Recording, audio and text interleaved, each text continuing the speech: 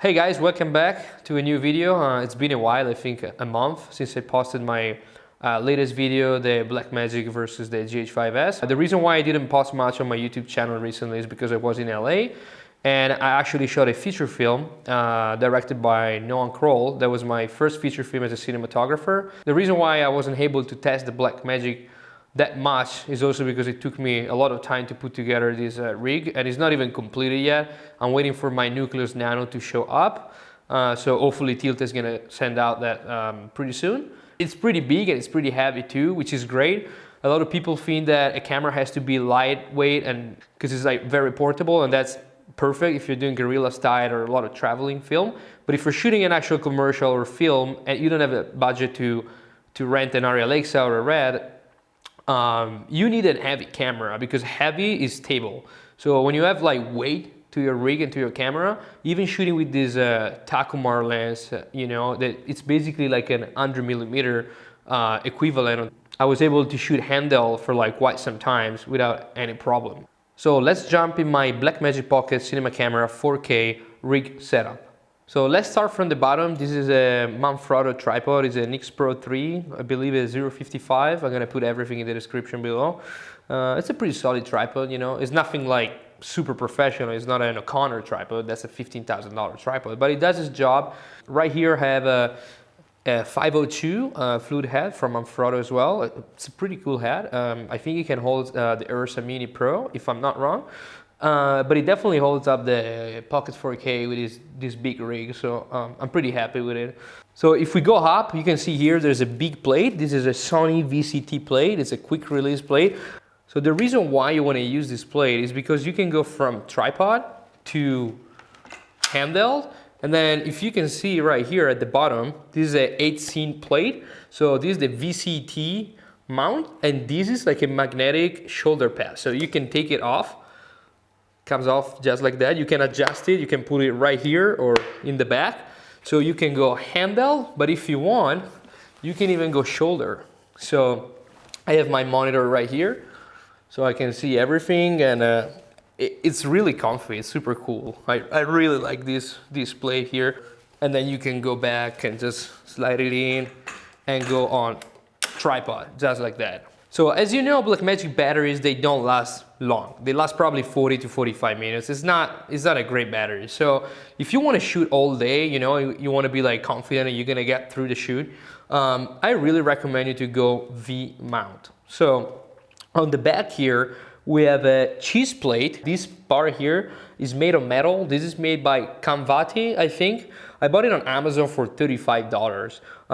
So attached to that cheese plate, I have an 8-scene plate. So I'm just gonna turn the camera right now. This is the V-mount battery plate. It's from 8-scene as well.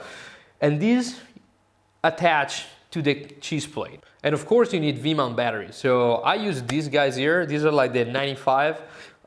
They're from DNO Lighting. They're super cool guys and I highly recommend them. They're like pretty cheap and they do a pretty good job. So I used one of these yesterday on a shoot and I shot for about, I'd say 4 hours. So I wasn't shooting RAW, I was shooting per SLT 4K, DCI 4K. So the other tricky part about the V-mount battery is the cable, because the Blackmagic Pocket 4K cinema camera has this weird Whirlpool 2-pin limo cable. I don't know what it is, but nobody had it in stock in LA. They didn't even know what it was. I went to Sammy's Camera, I went to Abel Cine, I went to all these places and nobody had this cable. Blackmagic sell a package with a bunch of cables and they have one like this, but I needed it right away and I couldn't find it in a physical shop. You can find them online. I bought these on B&H for about $40. This is from Core SX, I think. So it's a D-tap to Whirlpool 2-pin limo something.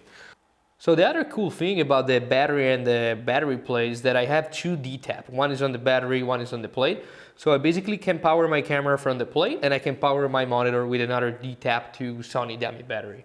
But let's move to the camera right now. So here I have the Blackmagic Pocket 4K, of course, and I have an 8-scene cage on it with a top handle right here and the SSD holder. I really like 18. I know there is more rig out there too that makes some pretty cool stuff, but in my opinion, 18 is on a completely other level. This cage is amazing. These clamps here for the cable are insane. There's no way I can basically pull these cables out once you tighten the screw right here. A super cool thing about this handle is that it's a NATO handle, so it just slide on this little piece here. And then when you unscrew this thing here, you can just push it forward, and there you go, and then you can push it back. So you can slide this handle in what position is best for you. This is super awesome to have. I also have the SSD holder from 18. So it's pretty much two pieces. This is the hot shoe mount that you can just attach to the camera right here, and you tighten the screw. And then you have this part that you can literally place it wherever you want. I put it here just for now, but I'm still figuring out where to put all the parts. But once you tighten the screw, there you go, you have your 18 SSD holder, and you can just adjust it and, you know, bring it up and down just like that. The SSD I'm using is a Samsung T5. This is a 500 gigabyte one. It's pretty solid, even if Blackmagic has a firmware problem here. So sometimes it shows up, sometimes not. You have to reboot the camera a couple of times, but you know, the SSD itself is perfect. So I usually shoot ProRes and RAW here. I can do pretty much any codec except for the 4K 60p uncompressed RAW, but I don't really see the reason why someone want to shoot uncompressed RAW. Anyway, the cool thing about these, and that's why I'm not using a CFast card, because I can record all my stuff here, go home, back it up on a big drive, and then simply unplug this one and plug it in my MacBook and start editing. So I basically don't have any more transfer time and that kind of stuff. All right, so let's move forward now. I'm gonna talk a little bit about this lens, because this lens I think is a magic lens. I know everybody's using those Panasonic, those Lumix lenses, and they're awesome. They're really handy for corporate stuff, interview probably. But if you're looking for a cinema glass for like budget, you can't go wrong with this guy. So this is a radioactive Super Takumar SMC 50mm 1.4, 120 bucks on eBay. In my opinion, the closest thing I ever seen to a Cooke lens. And Cooke lenses cost a lot of money. This is insane. This is really, really close. The bokeh and how warm it is, it's super cool. You know, I shot a bunch of stuff on it, and the bokeh is just insane, how warm the lens is. And now the objects pop out like 3D.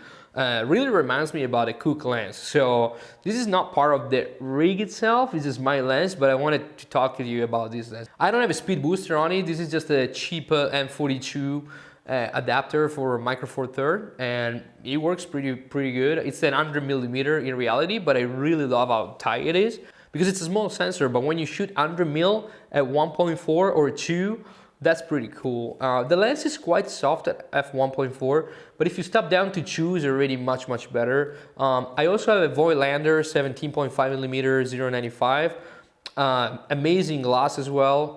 Not as cool as the Takumar. Takumar has like, it's crazy. It has this crazy flare, this crazy character to it, which is absolutely unique. But even the Voigtlander is a great lens, and it opens up to 0.95, and actually it is soft at 0.95, but once you step down to 1.4, it's already pretty sharp. As many of you know, I'm not a big fan of sharpness at all. I don't care about 4K. We just shot the feature film in 2K with spheric lenses, ProRes HQ. 4K is just a matter of pixel, and I don't need more pixel. I just need more dynamic range and a better highlights roll off. I don't care about resolution, so I love soft glasses. Moving towards the final piece, the matte box here, we have this donut. This is the only one that actually I found in a physical store in LA. This is a bright tangerine. Donuts is a piece of rubber, basically, that attached to this 80mm clamp that's on my matte box, even though I have a rod system down here. So moving towards the end of the rig here, we have a matte box from Tilta. It's a pretty cool matte box. That costed to me $570. I think the original price was $690, but I think it was Black Friday, so I paid $570. It's carbon fiber. I decided to go with Tilta because it's one of my favorite brands, by the way. I really love the stuff they make. This matte box comes with the matte box, top flag or French flag. It comes with 3 filters trays, so you can put up to 3 filters, 4 by 6.65. I'm not sure if it takes the 4x4, I don't think so, but definitely takes the 4x5.65, which is a cinema standard, so I'll recommend that. And then it comes with different size clamp on. So it comes with 80mm, 95mm, 114mm, and 134, I think. So if you have big cinema glasses, you can just clamp on it. Or in my case, I basically use these rods clamp. So you can just attach the rod system right here and attach it to your rods, which, by the way, they're 8-scene as well. What's really important about a matte box though is what you put inside. So here I have one ND from Nisi, it's an IR ND, and I have a black Promise Tiffin. The IR ND from Nisi, they run for about $250 on B&H, and the black Promise Tiffin, it goes for about $398, so about 400 bucks on B&H.